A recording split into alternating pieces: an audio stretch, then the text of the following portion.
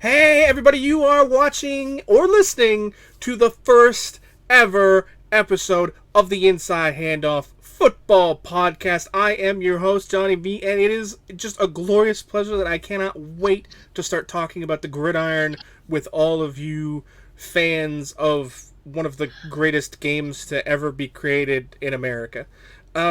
Joining me are my colleagues and co-hosts and two very close personal friends of mine, both guys that I have I've known for, I think Zach's about 6 years now. Something like that, yeah. And Jer, believe it or not, I did the math the other day. It's almost 17 years. Oh, you're dating me. I'm not dating you. Definitely not dating you, buddy. Well, I see what you did there. You open the door, I'm going to walk right through that. Directly above me, if you're watching this on video, or the next voice you're good to hear, is my buddy Jeremy. Like I said, I've known the guy for, since 2005 we met. So, yes. I've been a very, very long time. Jer, how you doing, man? Before I knew you were a football fan. Yeah. We knew each other for like 5-6 years before we realized that we had football in common too. Yeah, it's kind of crazy, actually. I mean, we kind of connected through wrestling, and then over the years we just developed this friendship. And then it's like, hey, I like football. Oh, I like football too. I think it's when you were recruiting for the league to start. And you were like, you wouldn't happen to like football, would you? And it's like, yeah, actually, I love it. I was like, everyone's grasping at straws. I'm like, I got to find 12 guys for my league. And I'm like, hey, do you like football? Do you like football? And then somehow I scrounged together a couple guys. And now I've been stuck with you guys for, how long has our league been going? 8 years? 8 years, yeah. 8 years. Yeah. Which is crazy when you stop and think about the fact that, I'm just going to, we are going to talk about our fantasy sports experiences in fantasy football and, just the fantasy football experience as a whole. We're going to talk about regular football as well. But, Jared and I have been in a football league together for 8 years now. And in those 8 years, I have won the chip twice. Only person to win the redraft league twice. And I have been in 50% of the league finals and somehow managed to still have one of the lowest regular season winning percentages in the entire league. I am Joe Flacco at fantasy football. Let me get into the playoffs and I'm going to win. But if I don't get there, I'm probably playing in the toilet bowl. Probably more like Eli Manning, if anything, because Joe only got one. Yeah, but once he gets to the playoffs, he goes to another level, man. He goes to MVP when he gets to the playoffs. And that other voice you're hearing, he would be in the top... Well, am I pointing in the right way here? Yes, No, I'm not. It's mirror image on me here. He's over this way, I think. Nope. For me, he's over here. He's actually over the other way. He's over here. He's over there if you're watching on video. And is this guy... Zach, how you doing, man? I'm doing all right. I'm just ready to get the shit going. It's going to be exciting. We're gonna have a lot of things to talk about here. So start with we kind of did a little base introduction of how we know each other. Jared and I met in 2005 at a wrestling show, an indie wrestling show, and one of your a mutual friend of ours kind of pushed us together. Like, you like wrestling, why don't you two hang out? And here we are, 17 years later, and I can top that. Garrett's known me for like 24 years. I mean, yeah. So that is very true. I probably knew you when you were like, I was like 5 or something. 5 years old, something Maybe like that. Even younger. It was really young. Yeah. I mean, you've only known me by like 5 years, but still, it's when you start putting it down in numbers like that, and you realize how long you've known people. I was doing this the other day, and I'm thinking like, for Jared and I, the first mutual thing we had together was professional wrestling, which is something we still talk about on an almost daily basis. We talk about some form of professional wrestling, and I'm running through the years we've known each other, and it's like 2005. Oh my God, it's 2021. I've known you for 16 years. Yep. Yeah, exactly. It hits you when you think about that. It really does. I'm still in the mindset when I'm thinking that. So, when I think of 1970, I think 20 years ago. Yeah. That's ingrained in my brain. And now it's like, no, that's like, 50 years ago. Yeah, right? Like, it's... Oh, that's good stuff. It's not easy getting old. It is really not easy getting old, man. I think. But I mean, enough about that. Let's get back to the gridiron, which is what we're here to talk about. Football. So Let's talk about let's talk about football. So to start with, this is the first episode. So let's go back to the bottom days. When did you discover the gridiron? When did you discover the game of football? Like, what's your first? What brought you to football? I guess is the question, Jer. So one of my earliest football memories was I watched the Giants Ravens Super Bowl, and I was probably like 15, 16, and my uncle at the time, really big influence in my life at the time, and he would gamble on football games every weekend and all that, and so we kind of had that connection, and every weekend I would go to his place, and because I was 16, I wasn't able to gamble on the games and stuff, so I would fill out the gambling sheet and give it to him, and he would buy me the ticket every week, and I actually ended up winning $80 on the Tampa Bay Super Bowl game back in 2002, the Raiders, I think it was. Yeah. So that's like probably one of my earliest actual where I'm into football. Not just like casually watching it or it's on the TV at like a family gathering or whatever, but that was where I'm like, I really like this game and I want to get more into it. I'm going to spend my money on it, and that it really just kind of took off from there. Zach, how about you? I guess gambling gets people into sports because mine's with my dad. Just when I was real younger than Jared, though, mine would be like 5, 6, something like that.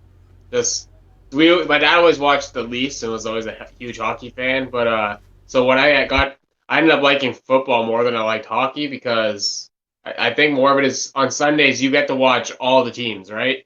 Where especially then, because like there was less exposure, you basically watched what the Leafs were playing, and then whatever the late night game was, and those are like the teams you got to watch, and so where football I got to see Denver and all these other teams and different things and all this stuff. So I just fell in love with football then, and I fell in love with Denver because the announcer just said touchdown Broncos in a cool way, and I thought that was cool as a kid, and I was like, that's my team. I mean, for me, I guess the earliest answer, I didn't realize that I've actually been a football fan longer than Jerry has. I didn't really know that. I mean, for me, it goes back to the late 90s. So I've actually got you by a couple of years there. It started with a video game. Madden 64 was the first football game that I ever played. Now, I've since gone back and I played Tecmo Bowl as a young kid because everybody did, but it wasn't, if you didn't get Bo, you didn't care about Tecmo Bowl because you weren't winning the game, so it didn't ingrain in me in that love. But the late 90s, Madden 64 and Brett Favre being in There's Something About Mary and just all of that made me a football fan. And of course, Brett Favre, There's Something About Mary, Brett Favre on the cover of Madden 64. Hey, I'm a Packers fan and have been since 1997. So I mean, I've got to experience the ups, the downs, more ups than downs, thankfully, in my lifetime as a Green Bay Packers fan. And I'm happy about that. I lived through the Favre era. I got to see I don't want to say the tail end of that, but I saw him at his prime. I saw that team at his prime. I lived through the highs. I lived through the lows. I went through his retirement, his unretirement, his joining the Vikings. Boy, the Vikings.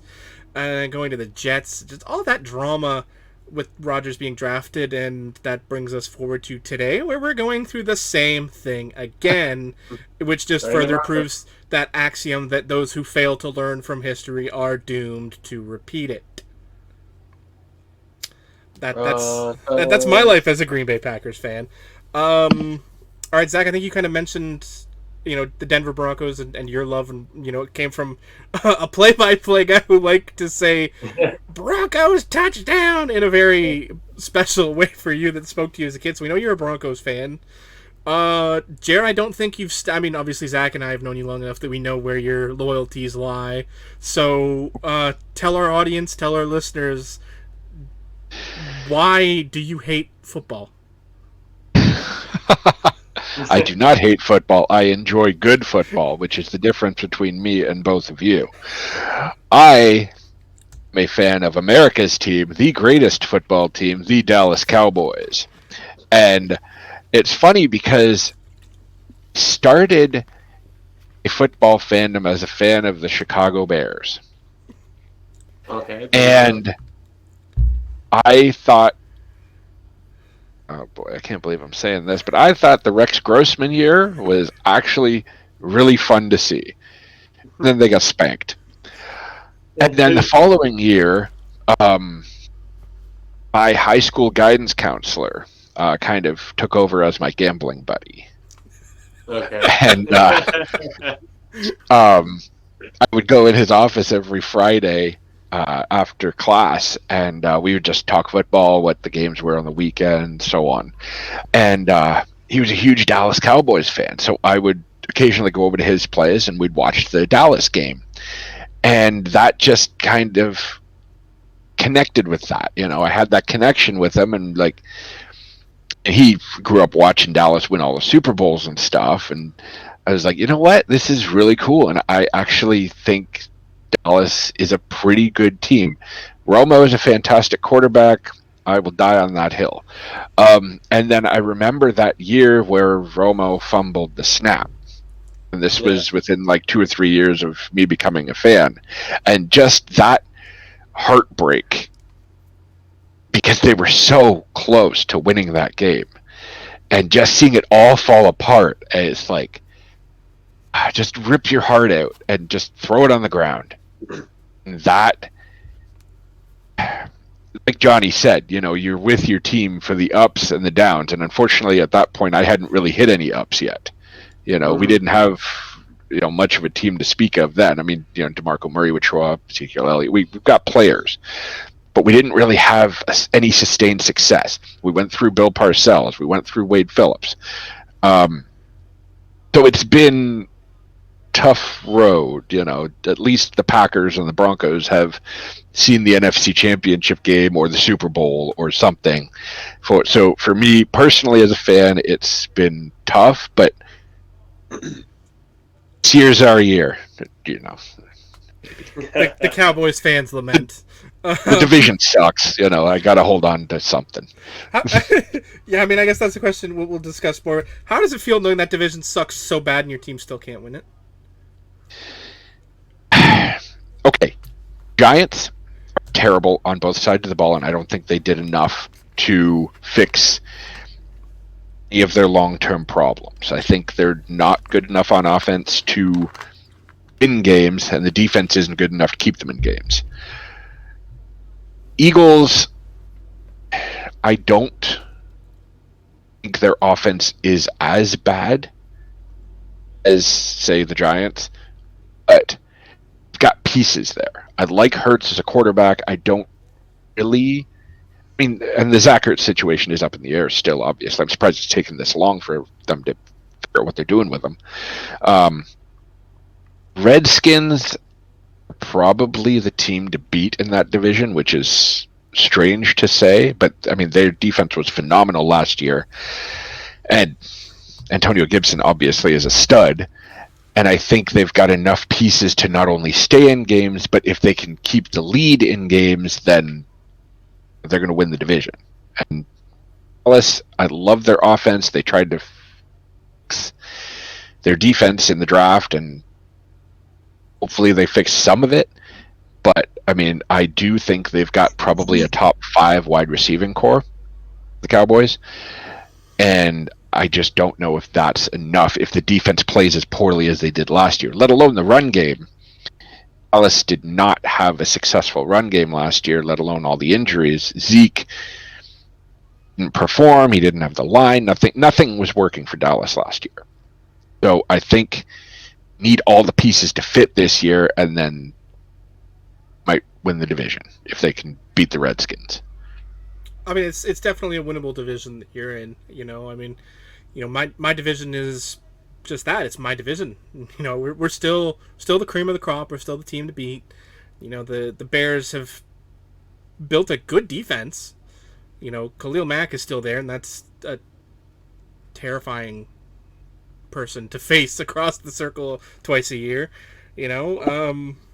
But there's really nobody else. I mean, the Vikings are.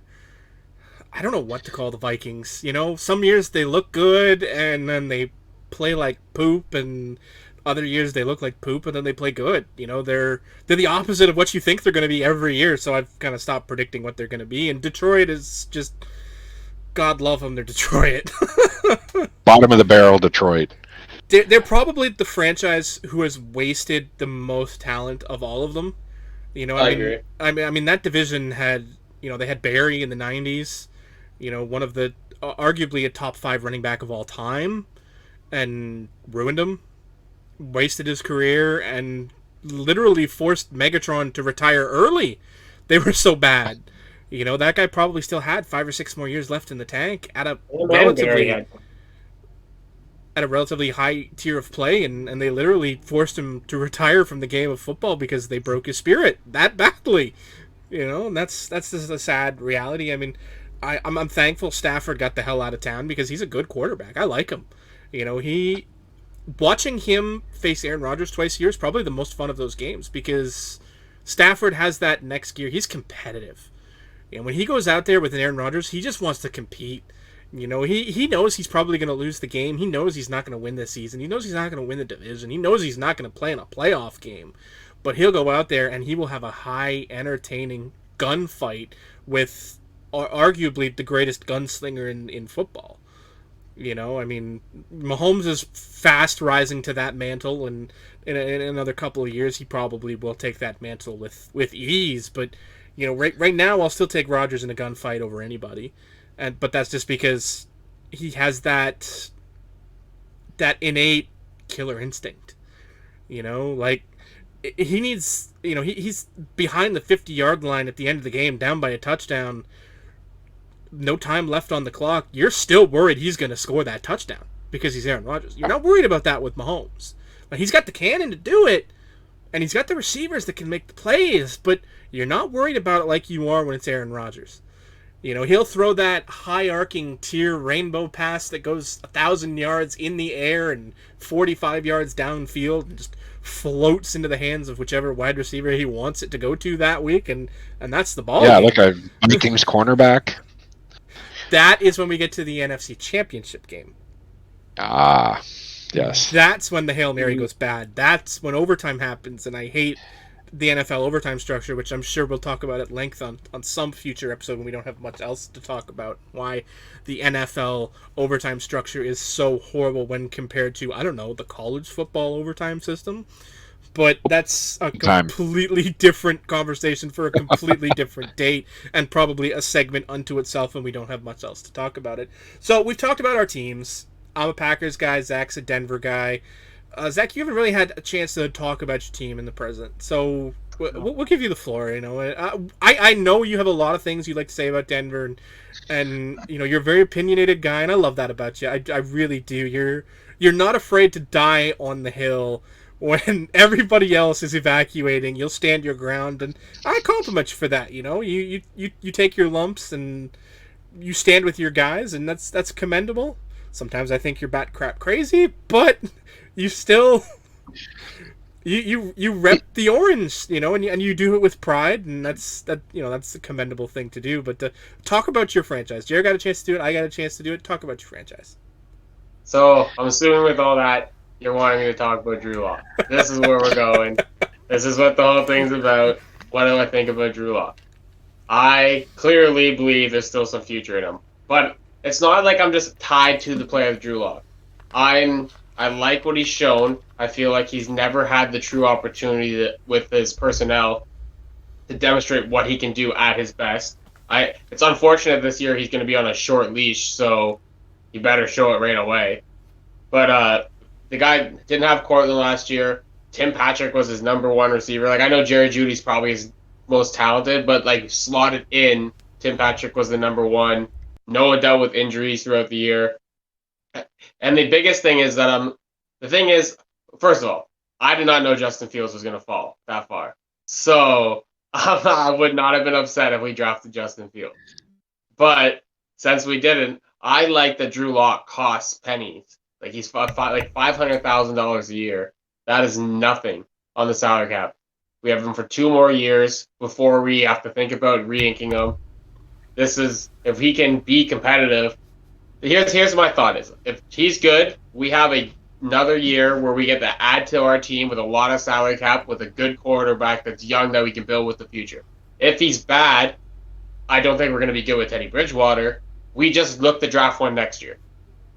It's not that complicated of a thing with that. Our defense looks amazing. I don't think anyone really can argue that. That's just, I guess, to be determined on Von Miller, I guess. You know what I mean? Like, we'll see if he's what he was after that injury, but everyone's assuming he's at least like 80% of that, and that's enough to make this defense monster. Our division is a problem. That's going to be an issue. I don't know. My hope is like KC is going to be KC, but in the same way, I hope the Chargers are going to be the Chargers, and look great on paper, not so great when it's on the field, and I'm not afraid of Oakland. Like they'll be a tough matchup, but I genuinely don't see that offense doing much. If our defense is what it's supposed to be, then I'm not really worried about Oakland. I like the future of our team all around. Patrick Surtain, great pick. I love Jerry Jeudy. You guys know this. Noah Fant, love him. Like I said, we can get a quarterback. Either Drew's going to be the guy, or we'll draft one next year. There's not really much of the hate. There's just not as much to love because, like, for my Jerry Jeudy, Jared's got CeeDee Lamb. You know what I mean? And he's got an established offense. He's got his holes. For, again, my Jerry Jeudy, you got Devontae Adams, who's way more established than Jerry. And Jerry's just a hopeful. At this point, I think we just it's so much on Drew Lock. It's just crazy. I feel for the guy a bit, but this is where we're at. We just watch and wait. Yeah, I mean, if Oakland is beating Denver this year, you got more problems than football. Well, somebody's out of job. Probably both. If we're losing to Oakland twice in this season, both Teddy and Drew Lock will not be a starting quarterback next year. I promise you that. I wouldn't imagine so. I mean, who's Oakland's quarterback? Derek Carr. We have our DB setup is ridiculous. We probably have the best safety duo in the league, like between Kareem Jackson and Simmons. You can't really debate that. True. Patrick Surtain might be our number 4 cornerback. But you got big problems if Oakland runs all over your defense, like really big problems. I'm not really worried about them running, honest. I think what Jared's trying to say is that you're move to Las Vegas. If you're not watching, if you're not watching this on video, you've completely lost a large chunk of the last 5 minutes, and just my laughing at Zach for the most part of it, and laughing at Oakland nowadays. We're gonna need an Oakland jar because inevitably we're all gonna say Oakland. We obviously mean Las Vegas, just because it's been there. It took me forever to fix the Chargers. Like I still they're still San Diego to me. Well, they don't make it easier by retaining the same name. Mm-hmm. You know what I mean? Like you move locations and still call yourself Raiders because you're afraid to rebrand. I mean, and they went from Los Angeles to Oakland to Las Vegas to. Well, they went from Oakland to Los Angeles to Oakland to Las Vegas, so they jump around a lot. That's like a scene in basketball. It really is. Oh, I love that you know that reference and can make it comfortably. It's beautiful. Okay.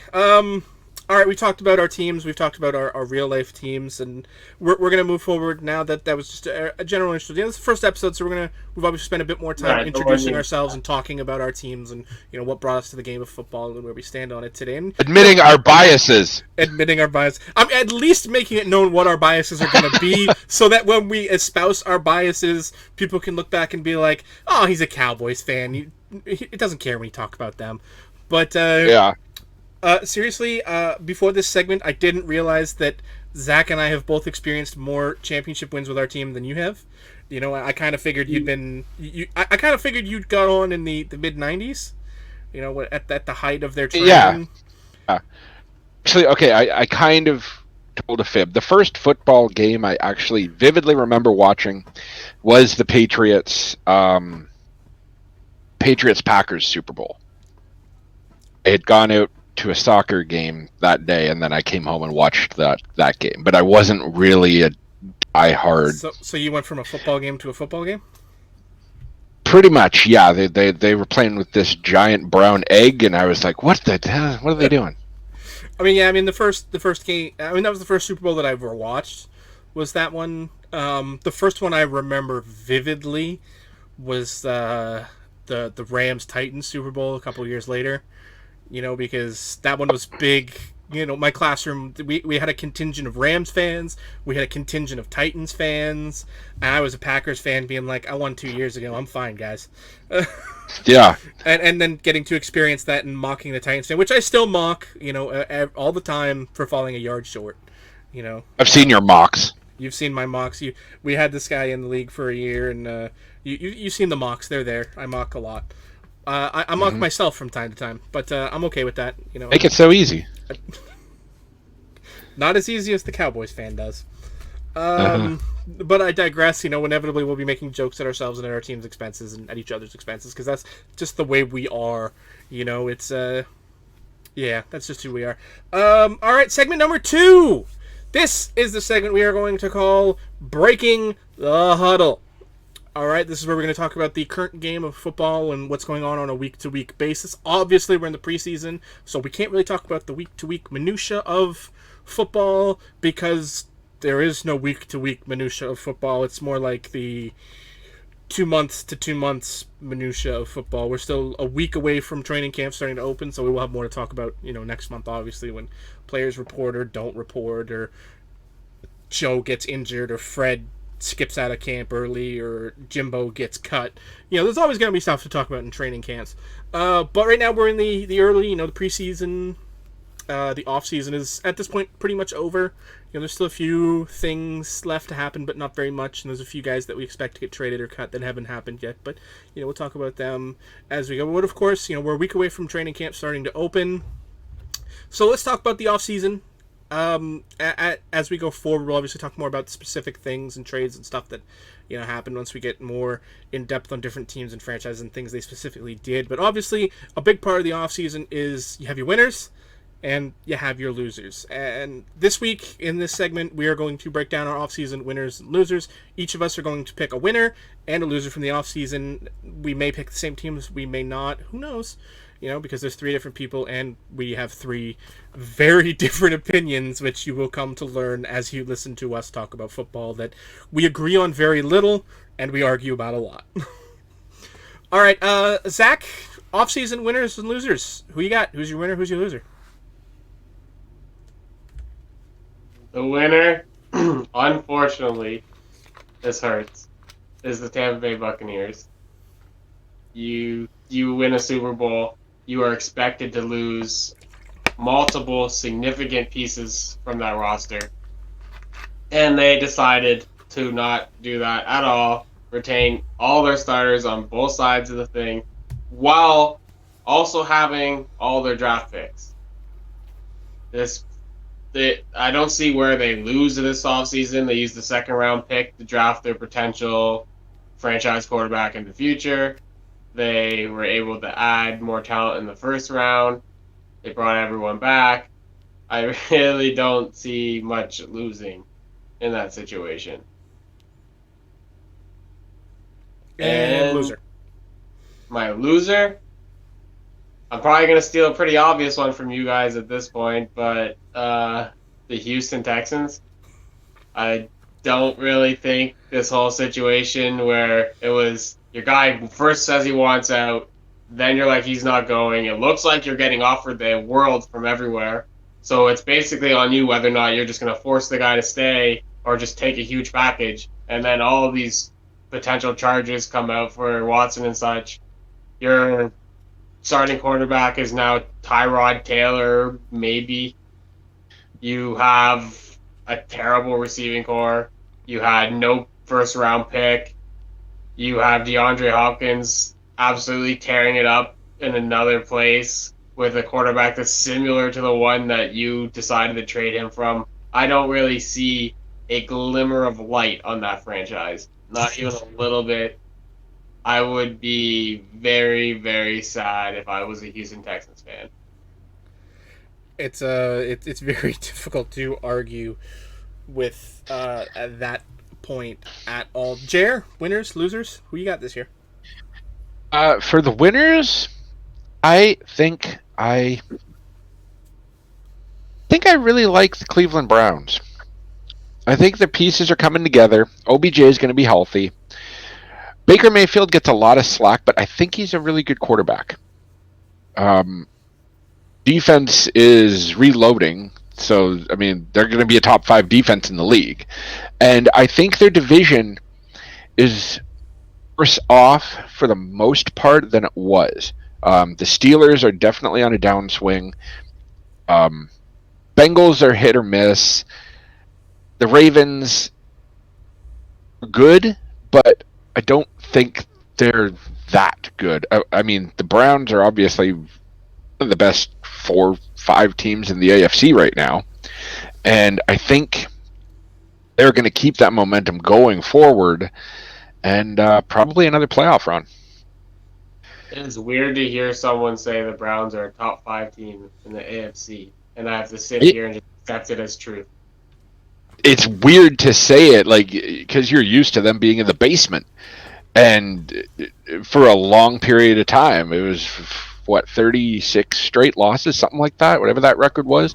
So I mean, they are not a perennial contender, and then all of a sudden, they just, within the past 2-3 years, they've just reformed this entire team. The defense is phenomenal. They've got pieces on offense. They've got a run game. They've got a quarterback who is unfairly treated, but still a really good quarterback. I think he's worked through his flaws over the years. He's made mistakes, and he's worked to fix those mistakes. And as for the losers, I think probably Green Bay Packers. And the reason I'm saying it is because I don't think they fixed anything on offense going forward. I mean, you saw the stats. They had picked a defensive player or a non-offensive weapon in the draft for the past 10 years, is it? Yeah, I think roughly that. I'm pretty sure actually that's it. Yeah, so going into the draft, everyone was like, they got to pick a wide receiver. I mean, you got Devontae Adams, but you don't really have that solid wide receiver too. And I mean, what did they pick? What was it? Defense cornerback, yeah. Cornerback. So think, and on top of that, they can't focus on offseason program because they've got this Aaron Rodgers problem looming over the entire organization. He wants a trade. The team doesn't want to give him a trade. The team, keeps saying all this stuff, and Rodgers is like, I don't want to play for Green Bay. I don't want to go back there. I don't want anything to do with them. I want to be traded to one of these, 3 or 4 teams. And I think that problem, because not only does it affect you off the field, but it'll start to affect you on the field. Got this looming over their head, and they've got training camp in 2 weeks. So, and we don't even know if Rodgers is going to be there. They've got Jordan Love taking first team reps if Rodgers doesn't show up. I'm sure Rodgers doesn't care about the money he's going to lose. I mean, he seems like the kind of guy who would stand up for his beliefs and say, no, screw you. I feel disrespected by this organization. I feel you are not helping the team around me, and I'm sick of carrying this team on my back for the past 15 years. If you're going to give me one wide receiver and 2 good running backs, they can stay healthy. So they haven't built a team around him. And I think it's finally coming to a head, and I think that's a terrible thing to have coming into the preseason. I agree. It's just, and it's kind of the same situation with the Texans, except the Texans blew up the whole team. Green Bay just isn't fixing the problems that are inherent in the team. It's not, and that's the thing. It's not a contract issue. It's not a money issue. It's personnel issue where you aren't helping Aaron Rodgers, and he's like sick of this. You know, I mean, Tom Brady in New England would take pay cuts year after year after year, and they would at least try to give him weapons to work with. I mean, yes, he's a Hall of Fame quarterback, but you got to throw the ball to somebody. Yeah, I don't think they've given Aaron Rodgers that opportunity to go beyond Devontae Adams. I think that's a long stretching problem, and it's finally rearing its head to where, okay, this is not something we can ignore anymore. Aaron Rodgers is rightfully pissed off at our organization. We got a problem here, and this is going to be more than, oh, we got to fix our run game. No, you got to fix the problem with your quarterback, because I don't think a Jordan Love Green Bay Packers is going to be sniffing the NFC Championship game anytime soon. Sorry, Johnny. I mean, I'm going to start with my loser because, you know, I had a feeling I was going to be the only one to say it, but to me, the offseason loser this year it's been the Green Bay Packers. You know, and Jerry, you hit on it, most of it. You know, I mean, I can't really argue. There's no points you made that are incorrect. You know, they didn't help the offense when they could have. You know, they didn't take a wide receiver in the first round. Okay, you know, they got a cornerback that kind of slipped and, you know, was a good pick in that spot, and that's fine.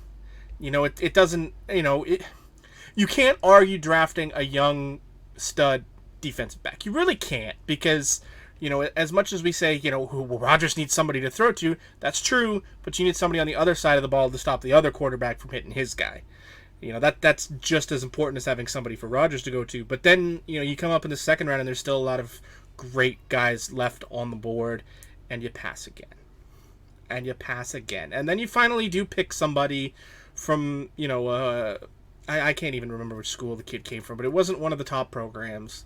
You know, it was a mid-level program. It wasn't, you know, it's a good kid. And, you know, Aaron Rodgers has, you know, made his career out of making people you've never heard of.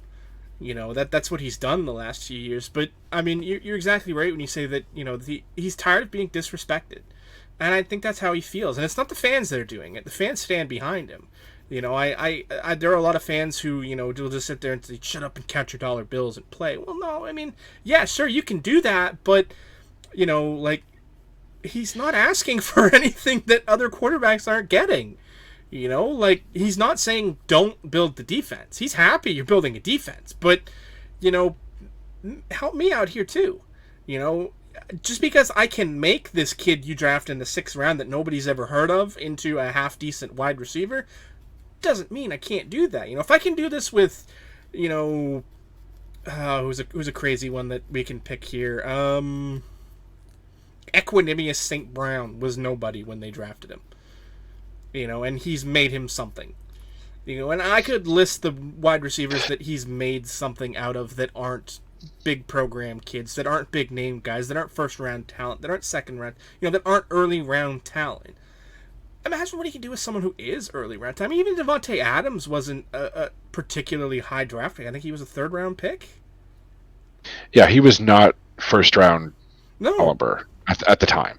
I mean, of course, his talent has gotten there, but, I mean, he had a lot of great people to learn from. You know, he came at the end of the Jordy Nelson, Randall Cobb era.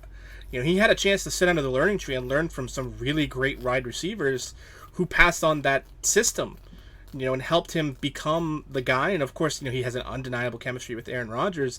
And that's another thing that isn't taken into account. I mean, there is nothing more insulting to be a quarterback who's making someone a project and helping someone out and making them a name. And, you know, in week 13 says, I can't remember who it was now, but one of the wide receivers last year, you know, Rodgers went on record saying he liked the kid. You know, he liked passing to him, and he thought they had something, and there was some chemistry being built there, and they were working well together. And a week later, the team cuts him. Wasn't it the dude? It was the dude that like caught the Hail Mary, wasn't it? I believe so. Yeah. Sorry. No, but I mean, you're right. Like it's insulting that they're treating him like this because he is, one of the greatest quarterbacks in the game today. He's a perennial MVP contender every year. He takes that team on his back and injured carries them to an NFC Championship game. Unless it's his collarbone. And he keeps doing it. And he keeps pulling these miracles, and it's finally gotten to a point where he sit here and said enough is enough. I've put team first for so long. It's time for me to be a little selfish, and he's not asking for too much. He's not asking for anything that other quarterbacks aren't asking for. They just want respect, and if there's one thing I've learned in the game of professional sports, that respect is earned. And this man has earned it. There's no question. He has earned the respect of the executive suite in Green Bay, and they're just not giving it to him. Yes, Matt LaFleur has worked out, but you didn't consult him at all in your coaching search. I forgot about that one too. I mean, am I going to give the quarterback right of first refusal on a coach? No. I'm not going to give any quarterback that, but if I've got a guy like Aaron Rodgers who is, pretty much doing 90% of the offensive play calling towards the end of the Mike McCarthy era, I'm going to sit him down and talk to him and figure out how can we best maximize his skill set with the new coach, and offense goes through Aaron Rodgers. Exactly. I mean, and yes, Matt LaFleur has worked out, and those two have actually kind of, I don't want to say put together something good, but they have, they've worked out their differences, and they are working very well together. Whether that's just Rodgers professional, being a professional guy, I don't really know. I don't know what their relationship is like off the field, and quite frankly, I don't care. But it's worked out. But when you have a guy like Aaron Rodgers, who is a perennial MVP contender, I'm going to sit him down and have a conversation about the guy we're hiring to run the team. If this is a guy who's a defense-minded guy, then that's great. But you didn't do that. You hired an offense guy. If you hire a defense guy, then okay, Aaron, you're fantastic, but you can consult with the new coach on the offensive coordinator. This isn't your problem right now. The head coach is a defense guy.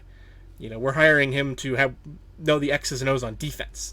You can discuss the offense with him yourself, and of course, you try and find someone who will listen to that, like when you're picking the next guy, have some input into the system and who's calling the plays and things like that. And it's worked out, but it's just those so many little disrespects have built up over 10 years that it's finally like, screw it, I don't need you, you need me. And I respect him for that, because he's right. He doesn't need the Green Bay Packers. The Green Bay Packers need him. If he walks away from and he could walk away from the game and have a golden parachute waiting for him. There's no question. That's called jeopardy. Even without jeopardy, look at the money being tossed around to Tony Romo. And well deserved. And quite frankly, he has turned into an amazing. He is much better in the booth than he ever was on the field, and he was good on the field. I won't deny that. He's a guy that was wasted in Dallas all those years. He was a good quarterback. He wasn't great. He wasn't elite, but he was damn good. Johnny. Yeah. You could probably go on about your Green Bay. You're a little tied to this team. I think we need to hear your winner. I am a little tied to this team. You're pouring your soul out here. It's going. I think it's time for the winner. Are you ready for crazy? Who's the winner? The Green Bay Packers are the loser. The winner, the Chicago Bears.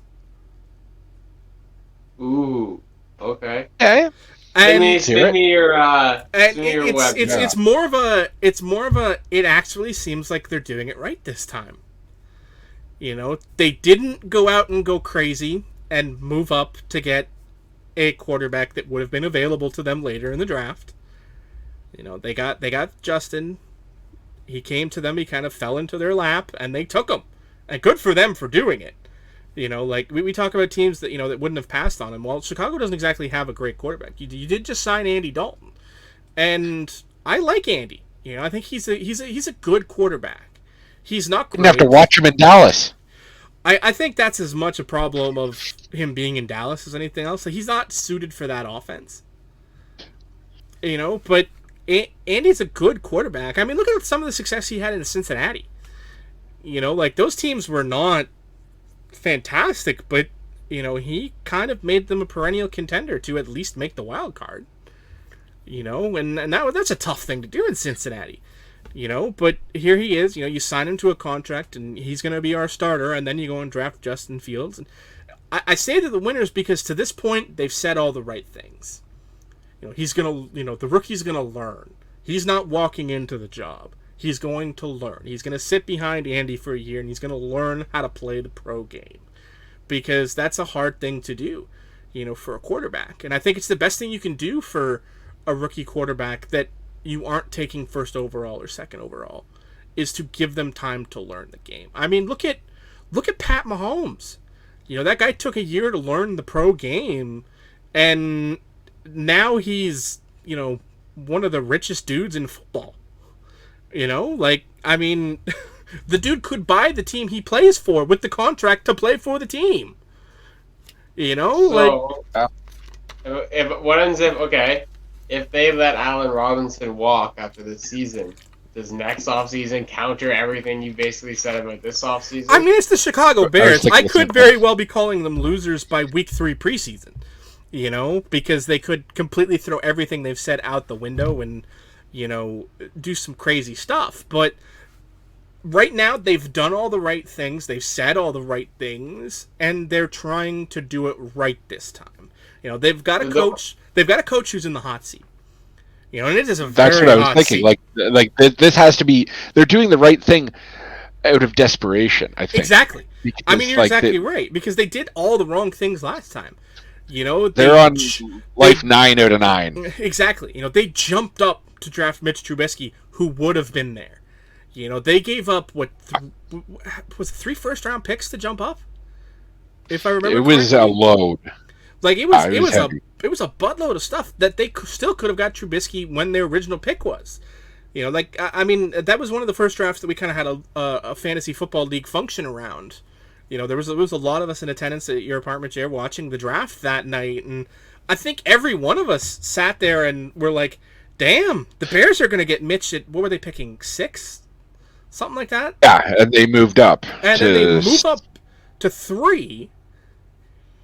To get a guy they probably could have gotten. It's the draft day paradox. If you're a football fan, you've seen the movie Draft Day. It's the draft day paradox without the payoff in the end. You move up from 9 to 1 to pick the guy at 1. You easily could have gotten at 9, but then it all works out in the end because it's Hollywood, and that's just how things go. If the Bears thought it was Bo Callahan, and it wasn't.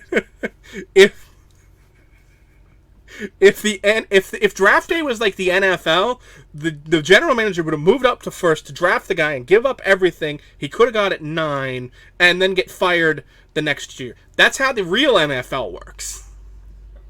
But in Hollywood, the other team gets skittish. Didn't last for draft day too. In Hollywood, the Seahawks get jittery and realize, oh my God, we can get the guy we could have got at 1, but now he's falling and falling and falling. But oh my God, the Cleveland Browns jumped up to ahead of us, and now they can get both. And oh my God, now we've got to give them back everything they gave us, plus a little extra to get the guy we could have. That's Hollywood, people. That doesn't actually happen. But that's kind of like what happens with the Bears and the 49ers, because they jumped ahead of the 49ers, and the 49ers weren't getting a quarterback. Nope. They didn't even need to jump that far ahead. I mean, if memory serves, that was the year they drafted Solomon Thomas? Yeah. So, I mean, everybody knew. I mean, they just paid big money for Jimmy Garoppolo. Like, they're not drafting a quarterback. Exactly. Here. Look at the other team's needs before you jump ahead and sell your franchise down the river for 4 years, which is pretty much what they did. For a guy who is, hot garbage, and they broke him with the expectations. But I mean, that's pro football. It's a meat grinder. And quarterback is probably the second most meat grinder position in sports behind running back.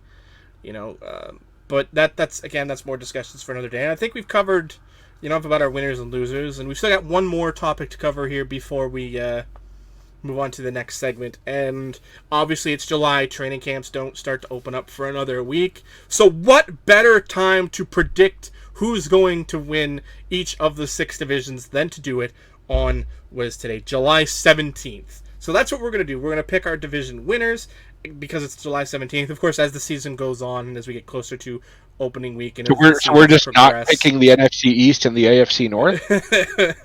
I think we're still going to pick them. It's just, like, at this point, it's written in pencil. Why are we only doing 6?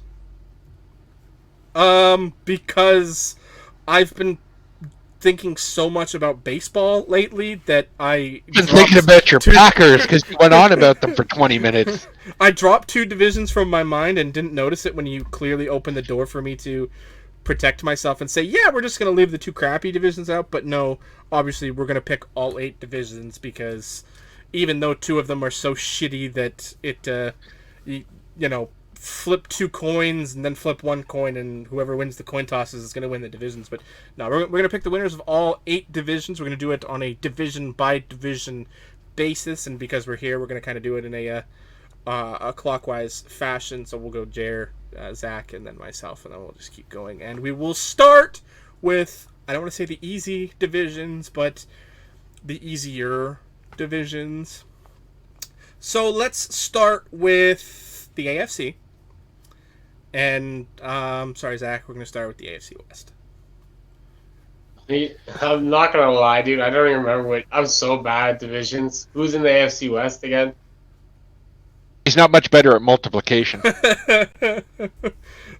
Specifically, that would be, that's your division. Is it? See, I'm so bad at that stuff, dude. That's not what I pay attention to. So that's it. Doesn't say the obvious Chiefs name. Are gonna win that. Chiefs are gonna win the division. I'm with them on that.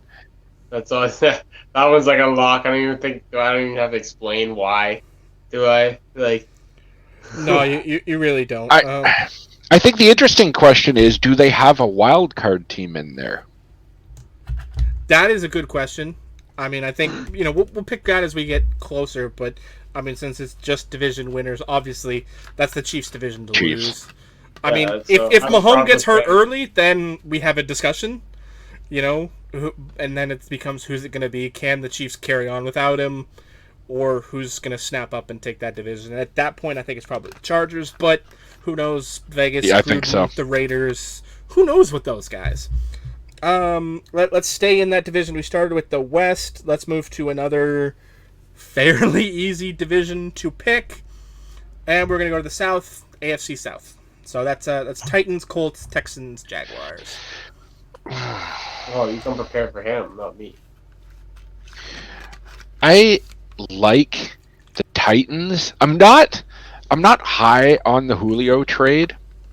I think Julio is slightly overrated, but it definitely is a piece of the puzzle they needed. He's a reliable receiver who's gonna obviously see his fair share of targets. So I think the offense is good, really good. Being said, the Colts have a significantly better defense. I think the Titans will win the division, but it'll be close. Zach?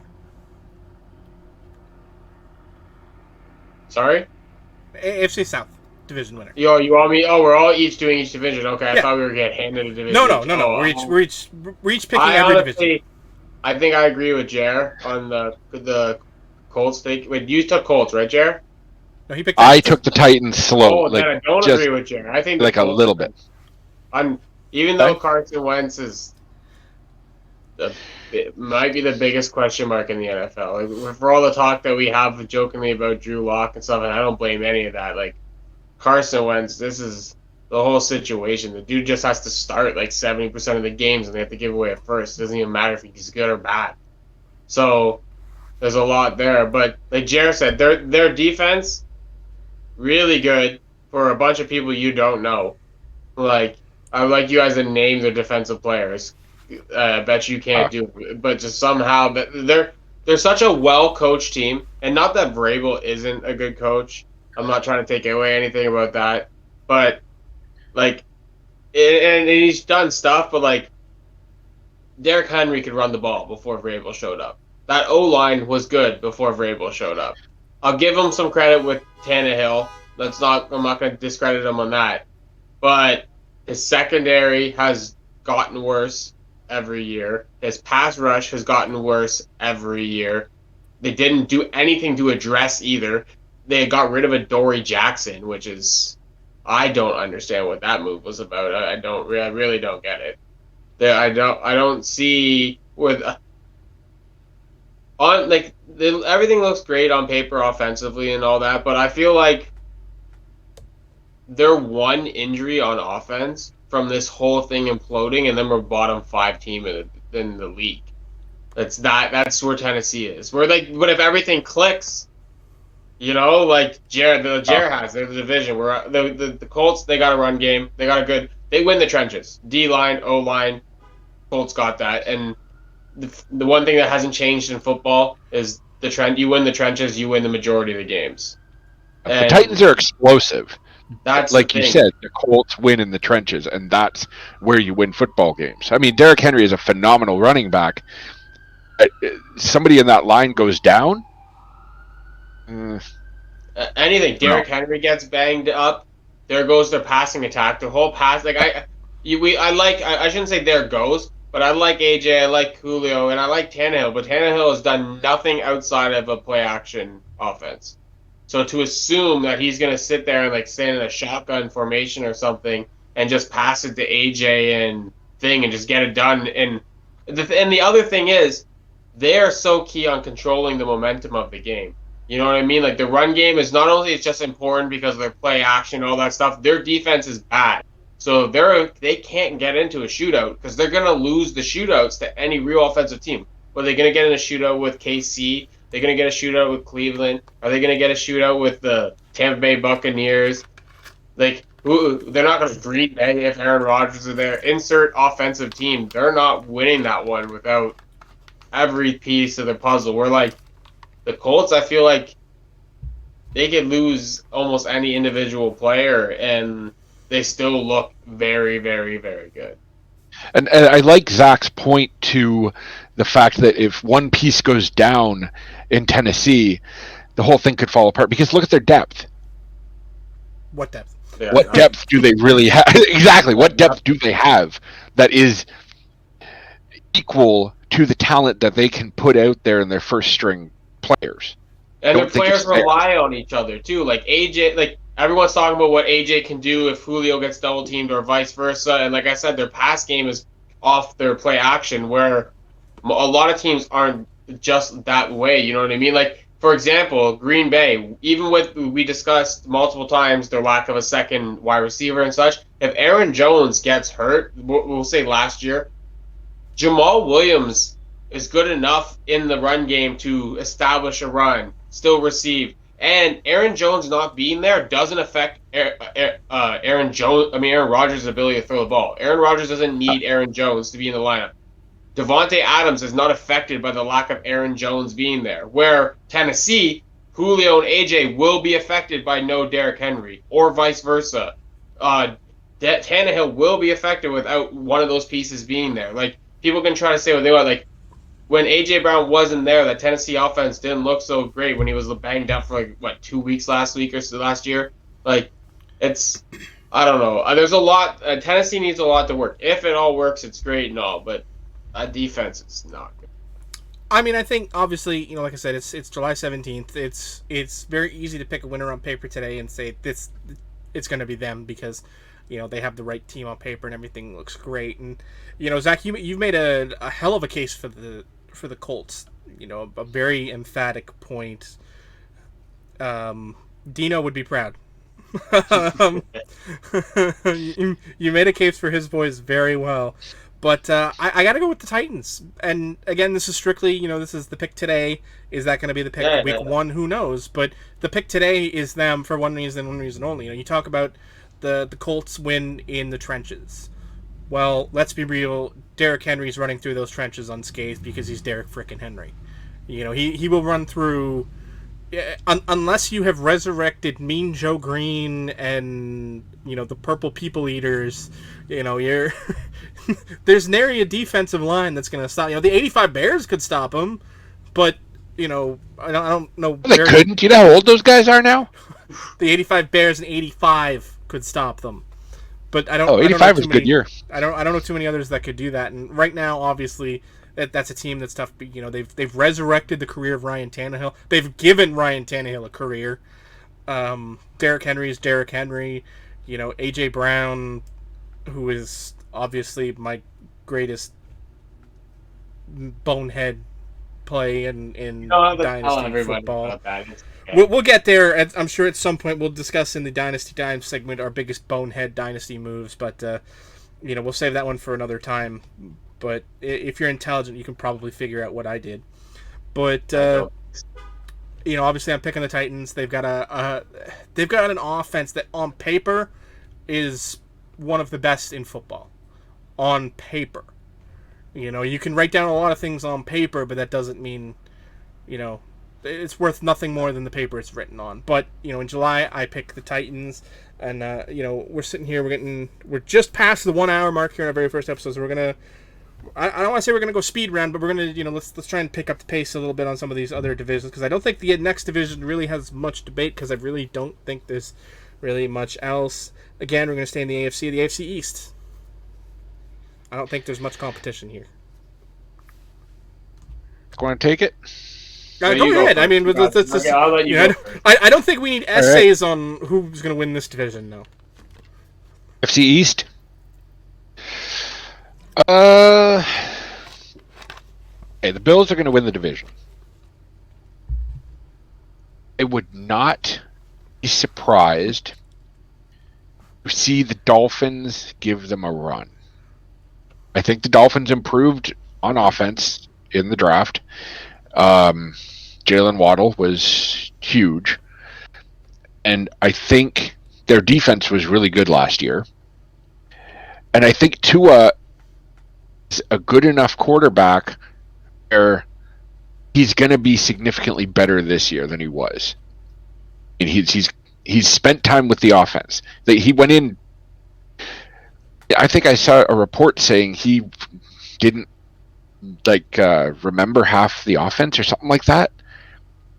And there were pieces missing in Miami's game last year, and they were still a good team.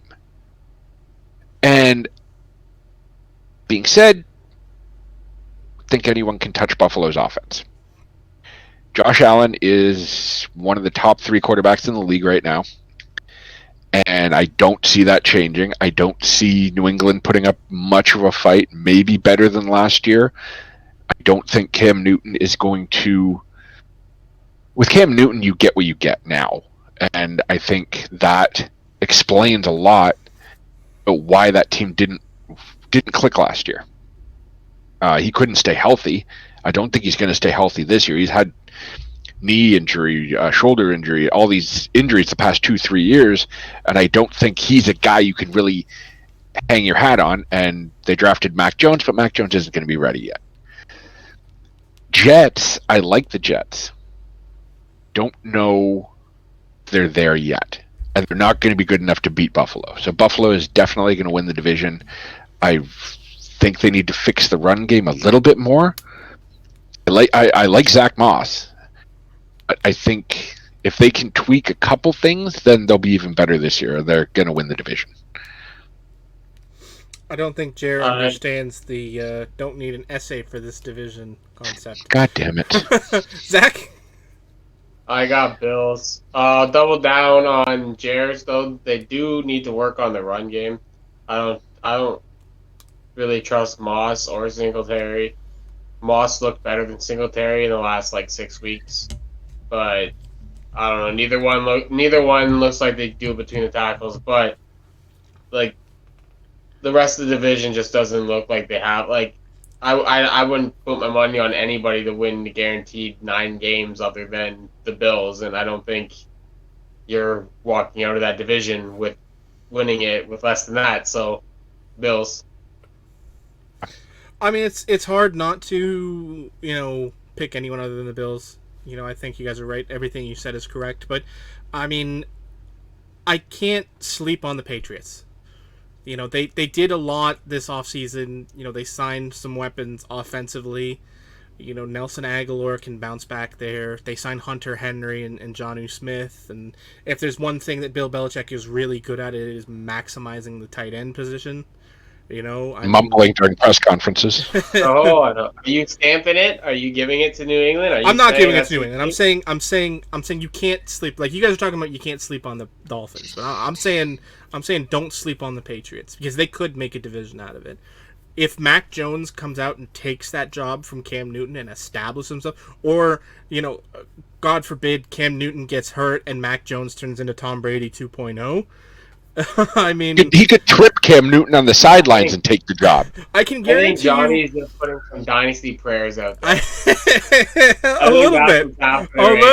It's all Mac Jones stuff. No Cam Newton's gonna kill it or nothing. It's all the what Mac Jones will do. A little bit of that. Obviously, I drafted Mac Jones in our dynasty draft, but let's be real here. If something happens and Cam Newton gets hurt early in this season, the comparisons are going to be made right off the bat. Oh yeah, 100%. And I don't think that certainly doesn't help Mac Jones. It really doesn't. You can't. No. I hate Tom Brady. I'm not a Tom Brady fan. As we get through this show, I'm sure the lament of the anti-Tom Brady fans like myself will be spoken on this show a lot. So if you're a Tom Brady stan and you can't stand listening to people talk bad about the GOAT, then I hate to tell you, but this probably isn't the podcast for you guys. But, if you like listening to discourse on, who the greats are and talking about the negatives of everyone. I mean, I'm a Green Bay fan, and I already just told you I think they lost this season. So I'm not afraid to bury dirt on my own grave if I have to. But it's a good thing, though. Cam Newton actually made it through signing that one-year deal unscathed. He did. All right, let's move on to the next division. I think this is probably a two-horse race this season. AFC North, preferably without an SA if possible. Browns. I think either the Browns or the Ravens. Steelers are going to be terrible this year. Cincinnati has pieces, but I don't know if all the pieces are going to mesh together. Let me go into Joe Burrow. No, I'm kidding.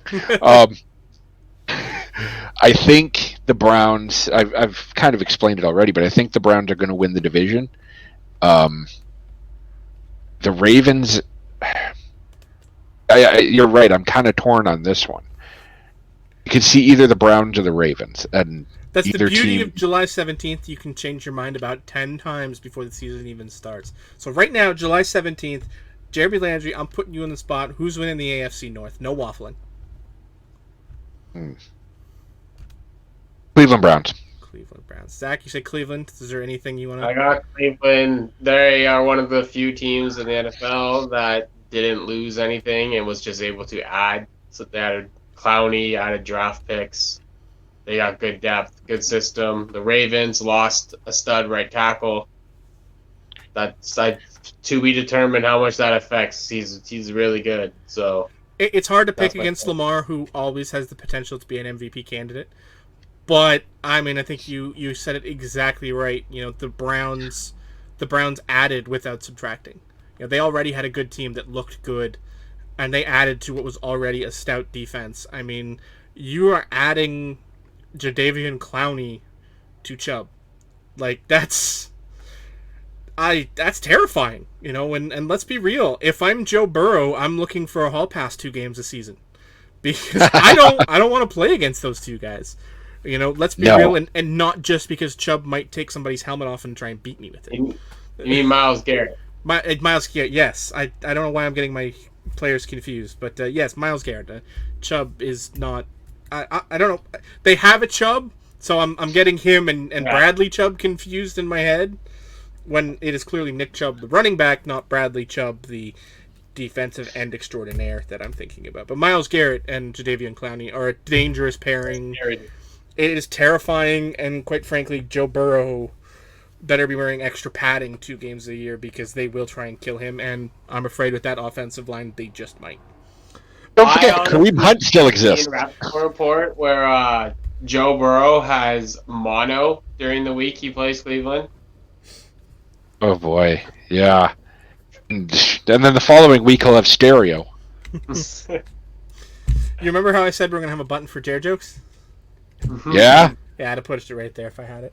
All right, that wraps up the AFC. We've got our 4 division winners from the AFC. There's definitely some divisions in the NFC that are a lot closer, but I think we're going to save the NFC for the next episode because we're already at about an hour and 10 minutes, and we still have a segment and change to go. So, all right, that's going to do it for...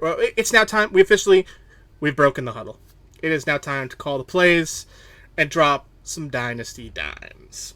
That's right. In this segment, we are going to discuss Dynasty football, obviously fantasy football, specifically the Dynasty system. We'll, of course, talk about redraft as well, but this is our segment that's going to cover the fantasy football element of the game of football, which over the last 15 to 20 years has become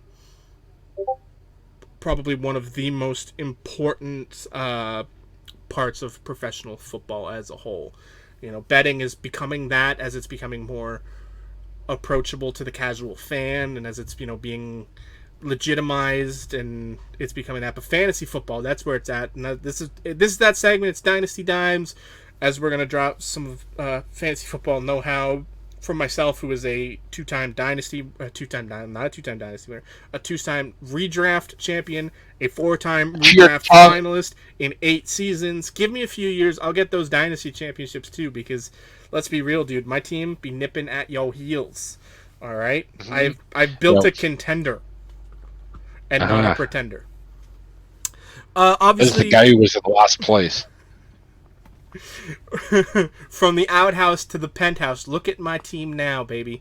I have had a transformative offseason, okay? Let's be real. My team sucked last year. Yes, it did. But that was intentional suckage. I sold off a lot of assets to get a lot of great players. And let's be real, Saquon Barkley is back and he's healthy, and that makes a huge difference. All right? I'm legitimately looking at 2 running backs who have the potential to be top 5 running backs. So, you know, my team's good. Okay. We'll talk more about our individual teams and, you know, our positional rankings on future episodes.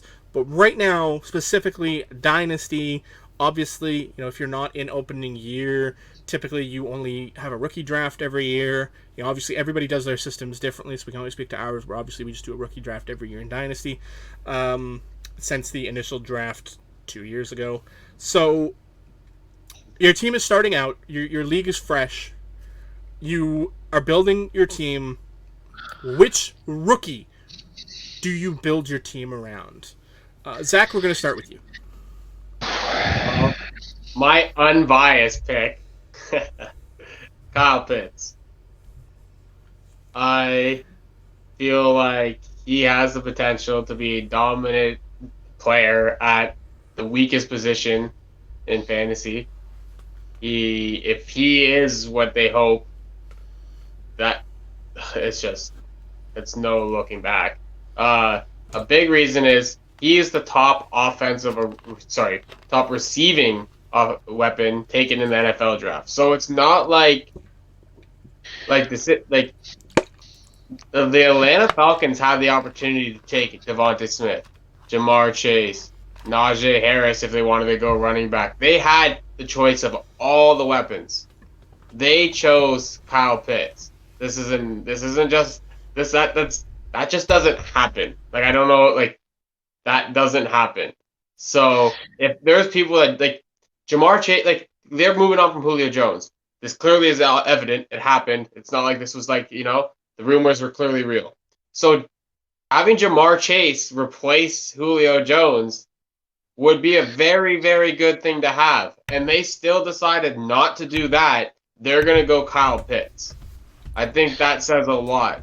I think all the hype about him says a lot. I think the fact that he has the longest reach of any receiving threat since they've been recording that is a huge thing. Tight ends are red zone dependent. I feel like being able to reach the ball where nobody else can reach it is going to help you a lot in the red zone. I think he's, in my opinion, super safe. Unless some sort of injury happens, and that's the thing with any prospect, I don't see how Kyle Pitts isn't a hit and how he doesn't help you and put you in a championship run as long as you have a team around him every year. Jer, which rookie are you taking to build your dynasty franchise around?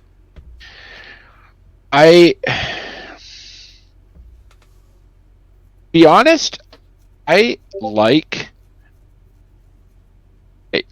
would have said Rondale Moore because I really like the situation in Arizona. Think he's going to be receiver 2 sooner rather than later. I really like Elijah Moore in the Jets. Wide receiver 1 is not necessarily a secure thing right now. Everything is up in the air for the Jets. They've got a new quarterback. Run game is they've got like 7 running backs. I think Elijah Moore could end up being top 15 wide receiver within the next 2 years. I think the potential ceiling is there only because look at what's around him. There's not much around him. Nobody's going to be stealing his targets. Going to have opportunities to make himself a player in New York. And just like the ceiling that he has, that I would take him and kind of put him in my flex, at least for this year, and then it's, to the moon from there. You like him more than Jamar Chase? Yes, only because T. Higgins exists. So you'll say Elijah will be your guy? I am all in on T. Higgins in every situation whatsoever. Jamar Chase is good, and I know he's got the familiarity with Joe, but he's going to take over, Jay Green's share? Wasn't much. AJ can't stay healthy. So I think they went all in on T. Higgins last year, and don't regret it whatsoever. All right. Who's yours, Johnny? I mean, I could sit here and there's a lot of different guys I could pick, but I mean, I said earlier we're not going to agree about a lot. We're going to argue about everything, but I think for this one, I cannot argue with Zach. I really can't. I think everything you said about Kyle Pitts is absolutely correct. I sat there on our draft day and obviously I moved up with you to get number 1, and I managed to hold on to I think number 5 as well while doing that, and so I had 2 picks in the top 5, and obviously but you're gonna win the championship. I had dreams of being able to get Pitts and Najee at number 1. But, obviously Dino stepped in and said, no, sir, you cannot do that. And I think he picked Pitts literally the pick before I came back up again. Oh, I took Pitts. Did you take Pitts? Yes, sir. Okay, I can't... Yes, okay, yeah. Zach took... he took Waddle right before I came up. Okay, now I remember the specific chain of events. You took Pitts with my pick, if I remember correctly. Yeah. Yeah. So I mean, I needed the running back more than I needed the tight end, but you may very well have won that trade in future years. I don't know. We'll see. But I can't argue with you. Pitts is potentially transformative at a position where there aren't a lot of those guys in the fantasy football world. I mean, there's Travis Kelce. You can build a team around Travis Kelce. But there's really no other tight end that I'd feel comfortable building a team around. Whereas right now in his rookie season, I would feel comfortable building a team around Kyle Pitts because he has that potential. I mean, let's add in the fact that in Atlanta, who else is there? He's kind of the offense right now. I mean, him and Calvin Ridley. That's it. Exactly. They have Calvin Ridley. I mean, how big is he going to be? Whereas Kyle Pitts has a chance to be that guy. And have the offense flow through him. He has the potential to be, a generational type player. We've seen what Travis Kelce can do. Now we get to wonder what Kyle Pitts can do. So we'll take a few years and we'll figure that out. But I think it's Kyle Pitts. He's the guy I would build my team around. But since I wasn't building a team from scratch, I didn't pick him. and I may live to regret that. We'll see. All right. I think he's overrated.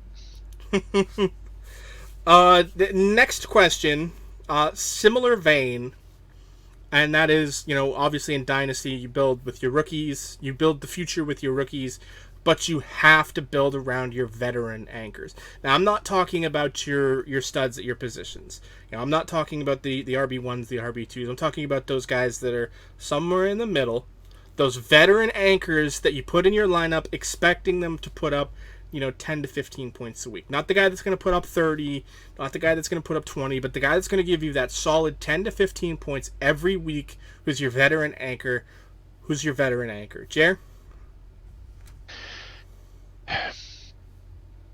No, I'm going to go in the opposite direction. I'm going to say who is not a veteran anchor.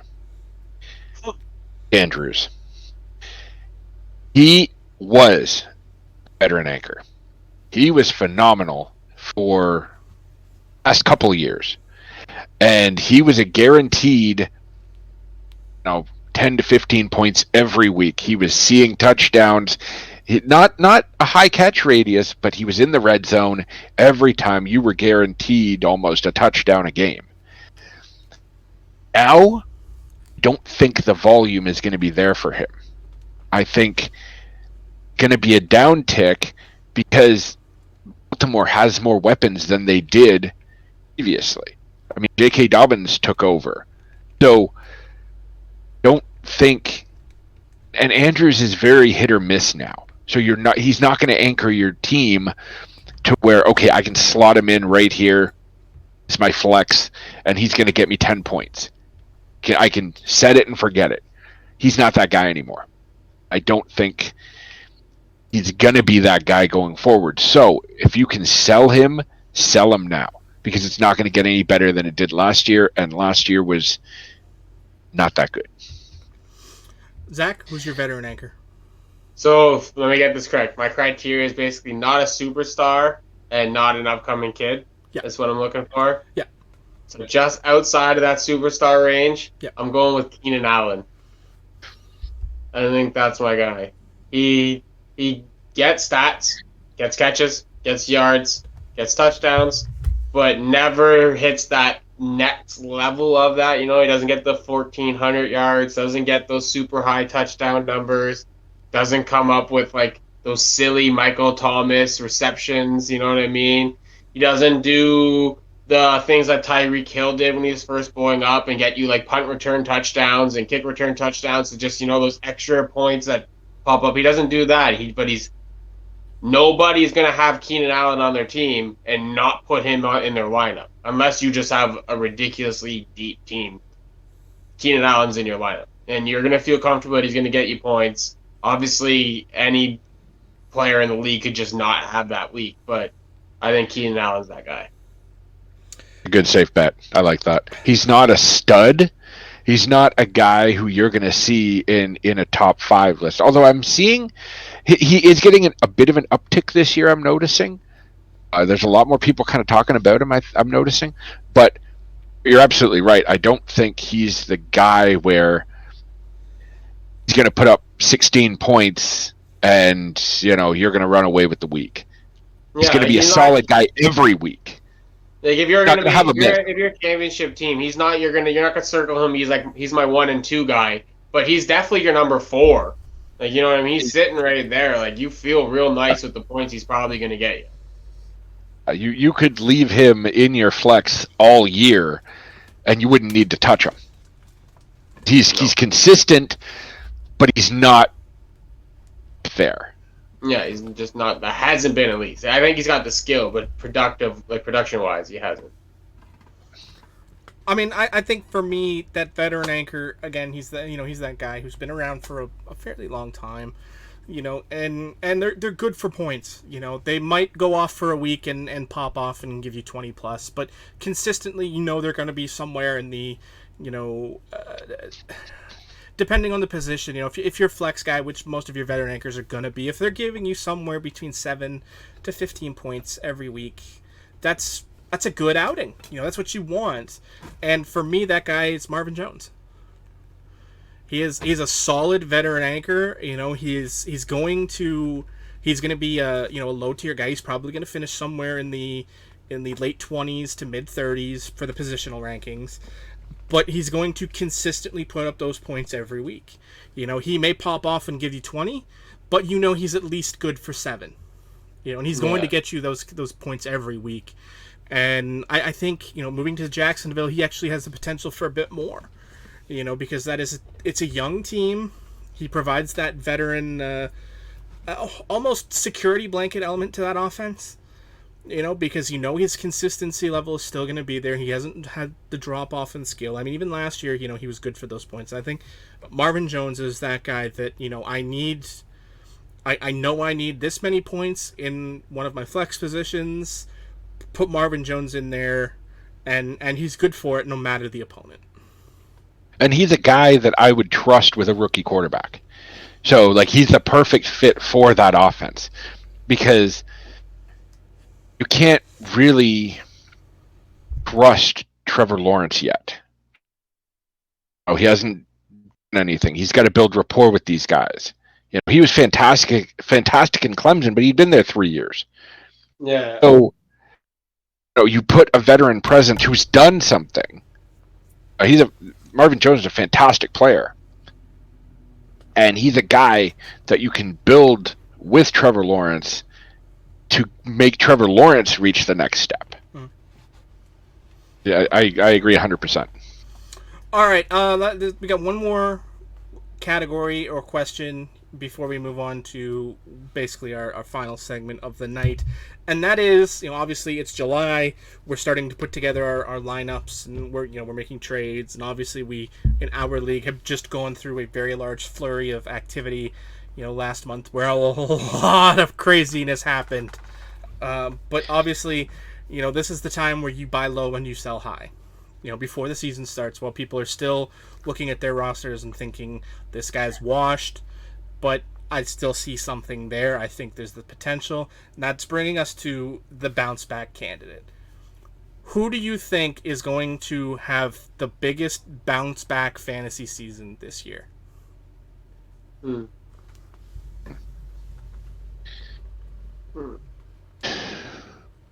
Either of you want to go got first? one, Tony? You have one lined up? Do I have one? I absolutely have one lined up. You go ahead. And it's one that it's one that if you've followed my roster in our league, you probably have a good idea of who it is. It's Julio. He's my bounce back. I think everybody's thinking he's a wash. There's nothing there. He's done.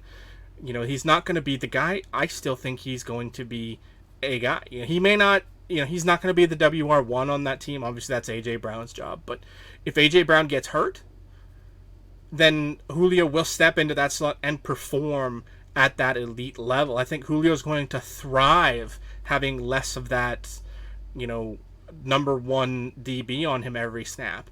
He's not going to be getting all the double teams he was getting in Atlanta. He has such a huge potential to bounce back in that offense that, I think some people, I can't speak to who they are in our league, but, I had a conversation with a player in our league who, after I acquired Julio, who I did get this offseason, because I feel strongly that he is going to bounce back, and asked me about his trade value. Where did I put his trade value? And I simply said one word: high. Because I think there's that much there. I think Julio still has the potential to be a top 10 fantasy wide receiver. He still has the skills. The skills didn't go anywhere. All he's had is injuries.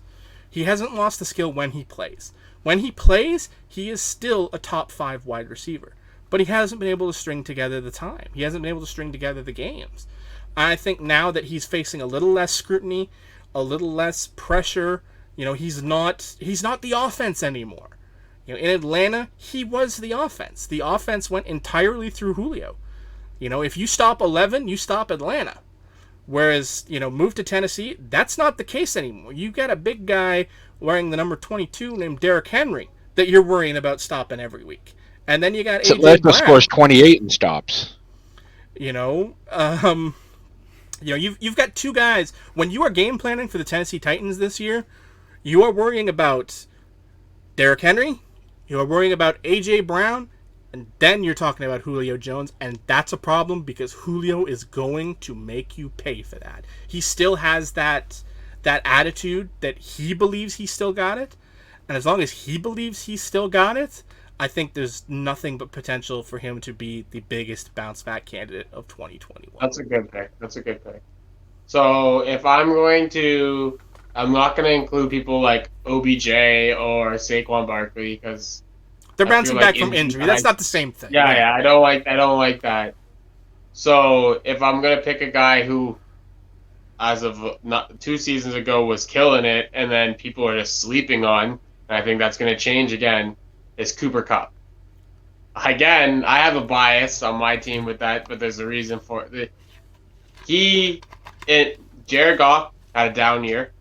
Probably his worst year as a pro since his rookie season. Better than his rookie season, but his worst since then. Cooper Kupp still put up, I believe he was a top 30 fantasy wide receiver. I don't know if anyone gets that, but a top 30 fantasy wide receiver means that he is in the upper echelon of flex wide receivers.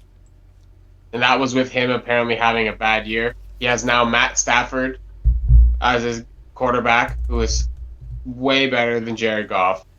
And he has Cam Akers as the running back, and we've seen what this Rams offense looks like when they have a running game going. That's with Jared Goff. I still like Jared Goff as a quarterback. I don't think he's a bum or anything like that. That run game was not really good for him, and he desperately needs it for it to be good. Matt Stafford doesn't need a run game. He's had like one 100-yard rusher in a decade in Detroit or something. It was Kerryon Johnson, and then they went and cut the guy a year and a half later. Like, Stafford's got it done without a run game. I think he's going to have a run game. I can't imagine where teams are going to try to focus while covering the Rams, especially with that defense on the other side forcing you to feel like you got to do stuff. I don't know. Cooper Kupp's my guy. Jerry, you got a bounce back guy? Yes, but first I want to make one comment about Johnny's bounce back guy. I really like Julio Jones, especially because Jonnu Smith's targets have to go somewhere. Mm-hmm. So that helps him tremendously because they don't. I mean, Erkser is the tight end in Tennessee now, and his stock is in the toilet. So I think Julio is helped by the fact that offense was decimated on the outside with Corey Davis and just losing so many players on the outside that he is now slotted in there, and that offense is just going to recharge and go. My bounce back guy, from a strictly fantasy perspective, he's not going to win you football games, but he will win you fantasy weeks. Jameis Winston. He is the quarterback in New Orleans. It's a different system run by Sean Payton. He's got equally as talented receivers. He's got a significantly better run game behind him. It's a better offense overall than what he was working with in Tampa. So I think you put his skills, for good or bad, we know what they are. Jameis Winston is Jameis Winston. He's not going to change. He's been doing it for 5 years now. I think if you put him and his skills in offense is better around him, he's going to perform better. And strictly from a fantasy perspective, he's going to throw for 5,000 yards. I mean, you'll get 30 interceptions. Those yards, touchdowns, are where you're going to win fantasy weeks. I mean, I like that pick as well. That's another good It's pick. hard to argue with that pick. I mean, I'd probably say that if anything, I think the touchdown to interception ratio is going to be a lot better in the touchdown favor this year because I think, in Tampa, he was always playing from behind. He had to be throwing those bombs downfield all game because the team just didn't have anything. There was no defense there. They couldn't. And no backfield. And especially no backfield. But just that addition alone of adding, the guy who is, just moving to an offense where you've gone, I'd argue, Michael Thomas to Mike Evans, that's kind of a wash. That's what I was thinking. Yeah. That's kind of a wash. Two guys at the top of their position. That's fine. They cancel each other out. But you're going from the Tampa run game that has had nobody for the duration of his time there. I mean, who were the running backs? They were churning through a new guy every year, pretty much. There was nobody notable. There were no names there that made you stop and go, there's maybe something there. There was no rookie studs that were great. There was nobody fantastic. And now you're going to a guy who is, quite possibly the best running back in the league. All around. He's led the league in all-purpose yards prior to McCaffrey, and since then they kind of push each other, and you've got a guy who's pushing to be one of the top all-purpose yardage guys in the league every year in AK, and it just that's something that's an intangible. Like you don't have to worry about him throwing the 30-yard bomb all the time when you could run a screen past AK and get those 30 yards. Exactly. The offense doesn't need to run through him now. No. He's got so many options where if they're going to stack the box for AK, he can throw it 30 yards. Mm-hmm. Or they've got safeties out there, just hand the ball off. Here's Kamara, here's a little shovel pass, and all of a sudden we're 15 yards downfield. There's so much more options in New Orleans for him than there ever was in Tampa. I mean, he had Mike Evans, yes, and he got the early parts of Godwin, when he was ascending, but that's nothing compared to what they have in New Orleans, which I'll also point out, the coaching staff. I mean, he's going from, who was coaching in Tampa while he was there? Arians, I think. Well, I mean, he got Arians at the end. But before that, for the point, I mean, I think Cutter. Yeah, I think he only had Arians for a year, right? And Dirk Cutter was, we called him Turd Cutter for a reason. Exactly. And it wasn't, the way he and he couldn't even cut the crap. No, he could not. So, I mean, he's gone from, most of the time having Dirk Cutter and then getting a taste of Bruce Arians to now suddenly, he's got to sit under the learning tree of, one of the greatest quarterbacks in a generation. And, I mean, Taysom Hill is okay, but give me a break. Yeah, that's absolutely who I'm talking about. I have a feeling Taysom Hill was kicked out of the quarterback's room in New Orleans. Go play with the tight ends. Leave us alone. He got to sit under the learning tree of Drew Brees for a year. And that's a huge intangible, because Drew Brees he's a thinking man's quarterback. He's not he's a doer, but I think that he's also a teacher. He doesn't try to do things that he knows he can't do. And I think that was a mistake of Winston's for those early years. Yeah, he kept trying to do too much. They tried to force him into a mold that he wasn't skilled at. I mean, if you know anything about Jameis Winston, you know that for, I think, the first 3 to 4 years of his career, he couldn't see more than 25 yards downfield. And he's still throwing passes 35 yards. Like, if you can't see the guy you're throwing to, how the hell are you going to be able to tell the difference between him and the DB covering him? You're not. You're chucking and you're praying. And, it's a red jersey down there. He just didn't know they were playing the Cardinals. He's gone from chuck and pray to a system that could actually benefit him. And he absolutely, everybody's written him off to the point where they're laughing. Like, New Orleans needs a starter. New Orleans needs a quarterback. New Orleans doesn't. Taysom Hill should be the guy because Jameis Winston is trash. No, he's not. Jameis. He's a product of the system. Jameis Winston has outlasted Marcus Mariota as a starter in the NFL. Who predicted that? Yeah. Like when that draft happened, everybody thought Marcus was going to be the guy. He's going to lead the Titans out of mediocrity. And who's the guy leading the Titans out of mediocrity? Fucking Ryan Tannehill. Oh. We saw that coming. Exactly. Tannehill was washed up by the time he got traded. Nobody thought, he was doing nothing in Miami. They paid him a big contract. This is the perfect opportunity for the opposite of that. You know, Tannehill went to Tennessee and found his career. Jameis is going to New Orleans, and I think he has a chance to resurge there and be the guy. You know, I mean, yes, he has to follow Drew Brees. That's not an easy thing to do. You know, it worked in San Diego because they went from Drew Brees to Rivers? Yes, to Phillip Rivers. Thank you. I can't believe I could not think of Phillip Rivers' name. Oh, boys. But he's been heir to the league 6 months, and you already forgot him. I thought we were supposed to be like speeding this up. You guys are out here talking about Jameis Winston. No, we're good. We're good. We're coming. Like, what is happening right now? I'm like, geez. Do you feel like you're having a conversation with your brother? Yeah. You guys are the Jameis Winston supporters. It's okay. All right. Goes off about Winston for 15 minutes. All right. I think we have tackled enough here. All right. Our Dynasty Dimes have been picked up. You can't hear.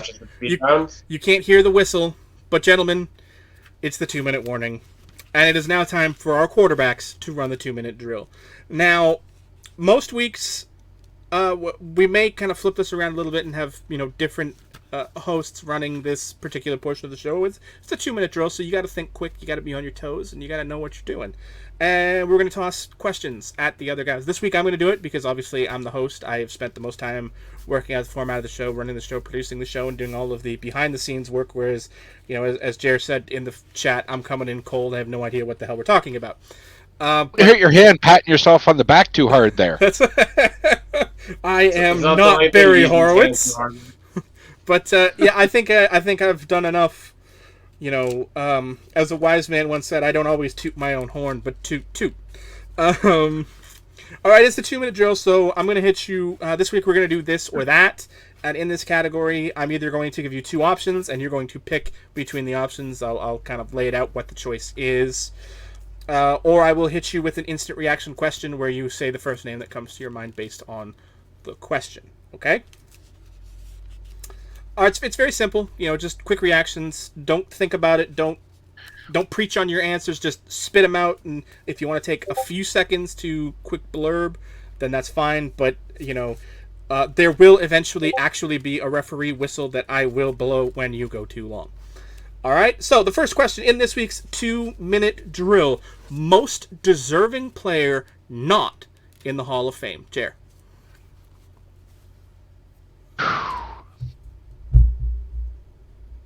Man.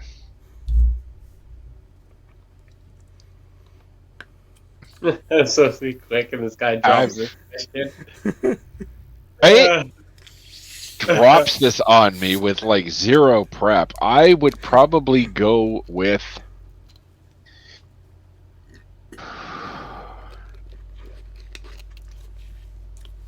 I'm not sure. Be honest. All right, how about this? I've given you maybe the question. Joe Flacco? Joe Flacco. Okay, Zach? I'm not gonna say he's the best not there, but the best I can think of is Michael Vick. Good answer. All right. Both guys in their prime. Who are you building your offense around? Terrell Owens or Ocho Cinco? Terrell Owens. Owens. All right. Also, wide receivers. Again, both in their prime. Who are you building your offense around? Megatron or Julio? Megatron. All right. This one, I like to think is a bit tougher because I actually spent some time pondering this question myself. Again, in their prime, who's calling your plays? Dan Marino or Drew Brees? Calling my plays, Drew Brees. Drew Brees, I think. All right. A battle of 2 of the best defenses in history. Who are you taking to make a stop on the goal line? The 85 Bears or the Legion of Boom? 85 Bears. All right. Legion of Boom's overrated. Legion of Boom is more pasty anyways. I agree. We're at the line. All right. Very pasty. Sometimes we're going to hit you guys with questions, and this is the last question of the day. We're going to hit you, only one of you, with the question because the other one's answer is fairly obvious. Zach, this question is only for you. Okay. Okay. More obnoxious fan base: Dallas Cowboys, New England Patriots. Dallas Cowboys, because the New England Patriots don't even really like the New England Patriots. They like Tom Brady. The Dallas Cowboys can try to sell you fucking manure as some fine cheese. Like, Jared came in here telling us how great it's the greatest team ever, and then completely shit on his own team. They don't even know what they want. They have no They want a idea Super what Bowl. They got nothing. Everyone wants a Super Bowl. But you gotta be realistic with stuff. Who else is gonna win one? All I right. have to say the Dallas Cowboys because I don't. They just say some stuff. I mean, I think you hit it exactly right when you said that, New England Patriots fans aren't obnoxious. Tom Brady fans are obnoxious. Sadly, the overlap is very large, and a lot of those Tom Brady fans have at least moved on to Tampa Bay, so we can learn who the real New England Patriots fans actually Right? are. I've found a few of those in my experience. They've moved on to being Tampa Bay's great. Like, no, they're not. They're not that great. They're okay, but they're not great. They're a good team, but they're not. They're not going to be on the top 100 NFL teams whenever they. I think of it this way: like learning what we learned today, or was it yesterday, about Tom Brady playing the season with a torn MCL. Yeah, okay, that paints a very different picture on his success this year, and I am extremely impressed with that. But let's be real, all right? They beat a Kansas City Chiefs team who had 0 Week 1 offensive line starters. 0. Yeah. Like that's not. I don't think that. Can I say the result is different? I don't know because it's a what if. But let's be real. If Kansas City has their starting O-line in that Super Bowl, Pat Mahomes is not running around like a chicken with his head cut off for the entire game. Oh, and it's a very different Super Bowl. Whether or not frequent flyer miles on his feet. Exactly. Whether or not they win, I don't know. But they're certainly not chasing him around for 45 seconds to a minute on every down. All right, folks. That was a good show. I hope you guys have enjoyed this. We went longer than I planned for what was basically the... I called this episode 0.5 in the notes because it was supposed to be kind of a trailer for coming reactions, but it kind of morphed into a full-on episode 1. But we're still going to call it episode 0.5 because... Well, that's what I called it in the notes, and I'm not changing the number scheme at this point. So, I hope you guys have enjoyed this first episode that's not episode 1. I have had so much fun doing this. I've enjoyed talking football with you guys so much tonight. I look forward to doing it again every week going forward. I'll warn you guys, we may not be quite as stringent with the every week thing in the preseason, but as we get closer to the regular season, we will be much more... it might be every other week, but that's at least going forward. We're going to do our damnedest to hit you guys every week with a new episode that we will record live on YouTube every Wednesday night, and we'll drop on all of your podcatchers sometime between when we finish and Thursday morning, depending on processing times and how fast it gets put up on our podcatcher services and where... how much editing we have to do in the afterwards, because we will try and PG it up. I mean, I know I dropped a few F-bombs in this episode that I hadn't before, but I think we did a pretty good job of keeping it generally family-friendly. I don't think we dropped enough F-bombs to go from a PG-13 to an R rating, so that's a good thing. It was the most family-friendly out of anyone. And can I say, I guarantee our episode 1 will be way better than Star Wars.